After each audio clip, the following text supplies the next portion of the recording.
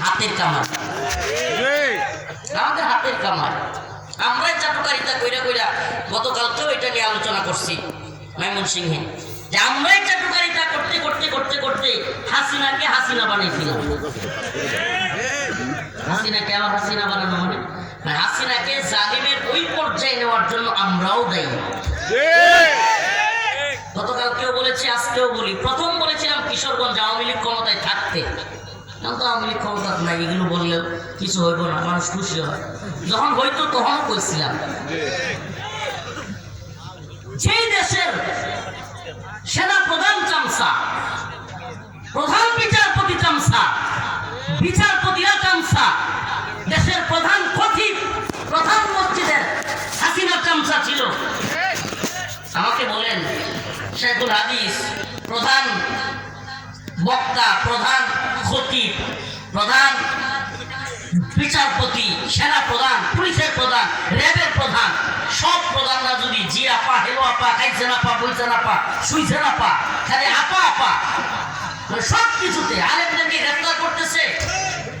আমি কি করবো, এই আলেমরা বেশি বেড়ে গেছে। হ্যাঁ আপা আপা ঠিক করছেন, আপনি ঠিকই করছেন, এরা বেশি বেড়ে গেছিল, হুজুরগুলো বেশি বুঝে। আমাকে বলেন, যে দেশে এত বেশি চামচা, এত বেশি তেলবাজি, এই দেশে হাসিনা প্রধানমন্ত্রী হবে না, প্রধানমন্ত্রী হযরত ওমর হবে? হ্যাঁ, এই দায়িত্বটা কার? ওই যে চায়ের স্টল থেকে যে চামচামিটা শুরু, তেলবাজিটা শুরু, সংসদে গিয়া এটা শেষ। শুরু করতে বাবা হাসির জন্য না, এটা হচ্ছে শিক্ষা। এ জাতি যতদিন এই চামচামি আর তেলবাজি শেষ না করবে, ততদিন আমরা সফলতার দ্বারে কাছেও যেতে পারবো। কি আজীব সমস্যা আমাদের, কি আজীব সমস্যা। ওই যে চায়ের স্টলে তেলবাজি, কি ওয়ার্ডের একটা নেতা চায়ের স্টলে এসে বসছে, জানে এটা একটা বাটপার, এলাকার টেন্ডার মেরে খায়, রাস্তাঘাটের কালভার্ট মেরে খায়, এই ব্রিজের, স্কুলের, হসপিটালের, বাথরুমের, টয়লেটের যে কি আছে, কমোড আছে, ওটা পর্যন্ত খায়লা। খাইতে পারো না, টাকাগুলো খায় ফেলে, আছে না নাই? এই জানার পরেও এই ভাই আসছে, বসেন ভাই, চা খাচ্ছে, এই যে চামচামিটা শুরু। এই নেতা, এই ওয়ার্ডের নেতা চামচামি করে ইউনিয়নেরটা, ইউনিয়নেরটা থানারটা, থানারটা জেলারটা, জেলারটা বিভাগীয়টা, বিভাগীয়টা জাতীয় নেতাদের, এই জাতীয় নেতারা চামচামি করে প্রধানমন্ত্রীর, প্রধান উপদেষ্টা। এই যে চামচামির প্রজন্ম তৈরি হয়েছে, এই প্রজন্ম যতদিন না জবাবদিহিতার প্রজন্ম তৈরি হয়, আলহামদুলিল্লাহ এই জেনারেশন, এই ইয়াং জেনারেশনকে নিয়ে আমরা আশাবাদী যে ইয়াং জেনারেশন, এই প্রজন্ম, এই জেনারেশন চামচামির জেনারেশন না, এই জেনারেশন জবাবদিহিতার জেনারেশন। চামচামির জেনারেশনের কবর হয়ে গেছে, কবর রচিত হয়ে গেছে। 2024 সালের 5 আগস্ট প্রমাণ করেছে এই উম্মার যুব সমাজ, এদেশের নতুন প্রজন্ম চামচামির আর কোনো ধারে কাছেও যাবে না। হিন্দুত্ববাদী তাগুতি শক্তি ভারত আমাদেরকে হুমকি ধমকি দেয়, বিশাল হুমকি ধমকি। সুবহানাল্লাহ, আমি তো স্বপ্ন দেখি। সুবহানাল্লাহ, আল্লাহ রাসূল যেহেতু বলেছেন, স্বপ্ন তো দেখাই যায়। রাসূল সাল্লাল্লাহু আলাইহি ওয়াসাল্লাম বলেছেন, আমার উম্মতের মুজাহিদ বাহিনী যদি 12,000 হয়, কয় হাজার? 12,000 হয়, তাইলেও আমার উম্মত কোন পৃথিবীর কোন সুপার পাওয়ার, এই কোন পাওয়ারের কাছে আমার উম্মত পরাজিত হবে না। মুহাম্মদুর রাসূলুল্লাহ সাল্লাল্লাহু আলাইহি ওয়াসাল্লাম বলেছেন। যে কথাটা বললাম, এটা দূর করতে হবে। এই যে চামচামি আর তেলবাজির সমাজ ব্যবস্থা, চাটুকারিতা সর্বনিম্ন থেকে সর্বোচ্চ পর্যায়ে। ভাই, আপনি যখন ভুলটা করেও আপনার আশপাশে সবাই বলবে আপনি ঠিক করছেন, হ্যাঁ আপা আপনি ঠিকই ছিলেন, ওরাই ভুল, আপনার নিজের স্বার্থে এইভাবে বলতে থাকবেন, তখন ওই মানুষটার ভালো হওয়ার সুযোগ থাকে না। ওই মানুষটার কি থাকে না? ভাই আমি যাই করতেছি সবাই যদি বলতেছে, তাহলে ভুলটা কোথায়? নেগেটিভ কিছু, পাল্টা কিছু না আসলে মানুষে আল্লাহ পাক এমন ভাবে বানাইছে, সাবকনশাস মাইন্ড এমন একটা জিনিস যে এখানে হিট না করলে কোনো কিছু সে থমকে দাঁড়ানোর চিন্তাই করে না। মানে বুঝতে পারতেছি, মানে বিবেক দিয়ে নাড়া দেওয়ার আগ পর্যন্ত মানুষ যা করতেছে, যেদিকে চলছে, যেদিকে যাচ্ছে, সে থামার কোনো চিন্তাই করবে না। কেন? কারণ সে তো মনে করতেছে আমি যে পথে যাচ্ছি সেটা সঠিক, আমি যা করতে করতেছি তা সঠিক, সবাই বলতেছে সঠিক, এই জন্য মাহফিল কথা, এই মাহফিলও সবাই ঠিক বলার কথাটাও বন্ধ করা দরকার। এই যে সব সব কথাই এত ঠিক বলবার দরকার নেই, যেটা ঠিক সেটার পক্ষে ঠিক বলা দরকার। এই ঠিকটা আসে হলো ঘট বাঁধা চিন্তা থেকে, সব ঠিক, কিন্তু যখন অন্তর থেকে কারো ঠিক আসবে সেটা বোঝা যাবে হ্যাঁ অন্তর ঠিক আসছে, এটা আপনার ইচ্ছা করে বলতে হবে। প্রিয় ভাইরা আমার, বন্ধুগণ, এই জন্য আমাদের এই অবস্থাটা পরিবর্তন করতে হলে আমাদের নৈতিক অবস্থান পরিবর্তন করতে হবে। লিমা তাকুলুনা মা লা তাফআলুন, ওই কথা কেন বলো যা নিজেই করো না। আল্লাহ পাক বলেন ইন্নাল্লাহা লা ইউগাইয়িরু মা বিকওমিন হাত্তা ইউগাইয়িরু মা বিআনফুসিহিম, আল্লাহ ততক্ষণ পর্যন্ত কোন জাতিকে পরিবর্তন করেন না যতক্ষণ ওই জাতি নিজেরা পরিবর্তন হয় না এবং চেষ্টা করে না। সুবহানাল্লাহ, কোরআন আয়াত আল্লাহ বলতেছে আমরা নিজেরা চেষ্টা করতে হবে পরিবর্তনের। আলহামদুলিল্লাহ আমাদের জেনারেশনের অনেকেই মুফতি, বক্তা, বুদ্ধিজীবী, কলামিস্ট, ছাত্র, শিক্ষক, এই দল ওই দল সবাই মিলে আমরা চাইছি আল্লাহ পাক জালেম হাসিনাকে আমাদের থেকে নিয়ে গেছেন না, আমাদেরকে তার থেকে রক্ষা করছেন তো। সুবহানাল্লাহ, এটা হলো আমরা চাইছি। আমি একটা প্রোগ্রাম বলছিলাম যে আগে পতন হবে মানুষের মনে, আগে পতন কোথায় হয়? মানুষের মনে। হ্যাঁ, এটা হলো মেন্টালি বা আপনার মানসিক পতন। মানুষের সকলের মধ্যে মানসিকভাবে এই ধারণা তৈরি হয়েছে যে তারে আর রাখা যায় না, অসম্ভব।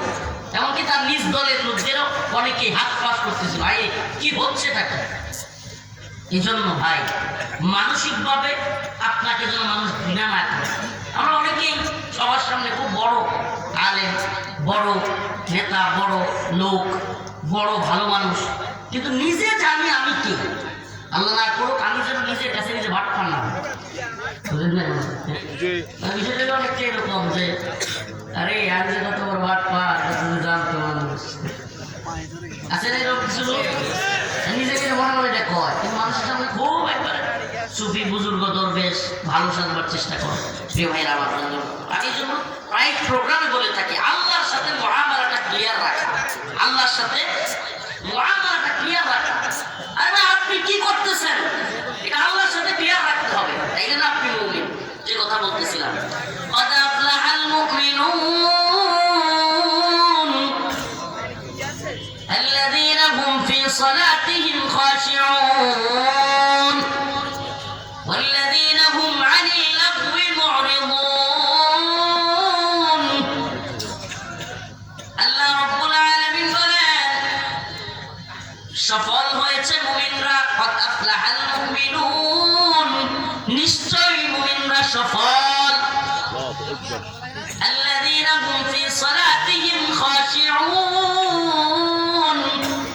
কোন মুমিনরা সফল? যারা খুশু খুজুর সাথে নামাজ পড়ে। কি করে? খুশু খুজুর সাথে নামাজ পড়ে। এমনি কথাই বলে না, ঠিকঠাক অন্তত কথা তো বলে। যারা খুশু খুজুর সাথে নামাজ না, ঠিক বলা দরকার নেই যে আমরা বলতেছি খুশু খুজুর সাথে নামাজ পড়ে, এটা তো বলবো। সুবহানাল্লাহ, এই সফল মুমিন কারা? যারা খুশু খুজুর সাথে নামাজ পড়ে। ব্যর্থ মুমিন কারা? যারা মদ খায়, গাঁজা খায়, ইয়াবা সেবন করে, দুর্নীতি করে, চাঁদাবাজি করে, অন্যের উপর জুলুম করে, এরা হলো ব্যর্থ। এরা দুনিয়ার বাহ্যিক জিন্দেগিতে যতই নিজেকে সফল মনে করুক, এর চাইতে বড় ব্যর্থ আর কেউ নেই। একটা লোক বিশাল বড় ক্ষমতাশীল, তার একটাই মেয়ে, একটাই ছেলে। কয়টা মেয়ে? একটা মেয়ে। উদাহরণটা বুঝবার চেষ্টা করেন, দেখি ধরতে পারেন কিনা। একটা মেয়ে, একটা ছেলে। একটা ছেলে। ছেলেটার বউ চলে গেছে, মেয়েটার জামাই চলে গেছে। মেয়েটার জামাই চলে গেছে। মেয়ের বাচ্চাটা কান্দে, আমার বাবাকে আইনা দাও। ছেলের বাচ্চাটা কান্দে, আমার মাকে আইনা দাও। কিন্তু তার অনেক ক্ষমতা থাকা সত্ত্বেও সে কাউরে আইনা দিতে পারে না।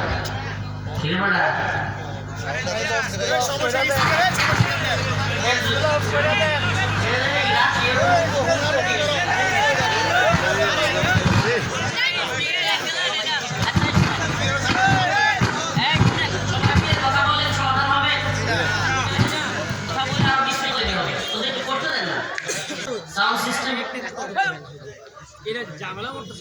কোনটা কথা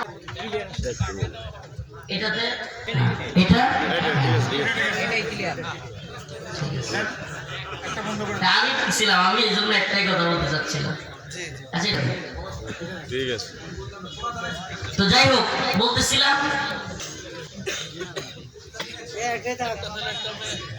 একটা ছেলে একটা মেয়ে, একটাই ছেলে একটাই মেয়ে। ছেলেটা জামাই চলে গেছে।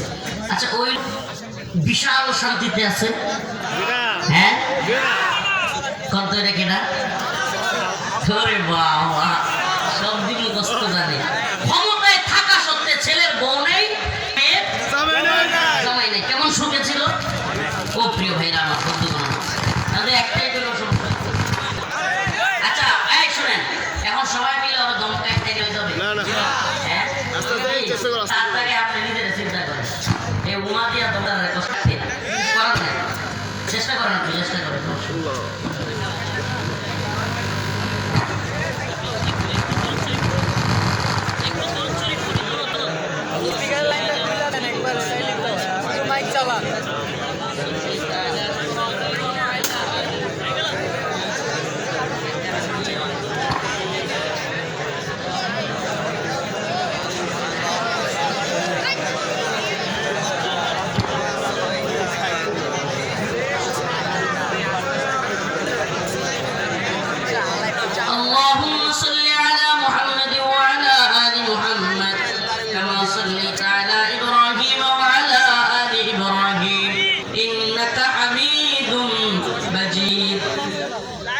اللهم بارك على محمد وعلى آل محمد كما باركت على إبراهيم وعلى آل إبراهيم إنك حميد مجيد।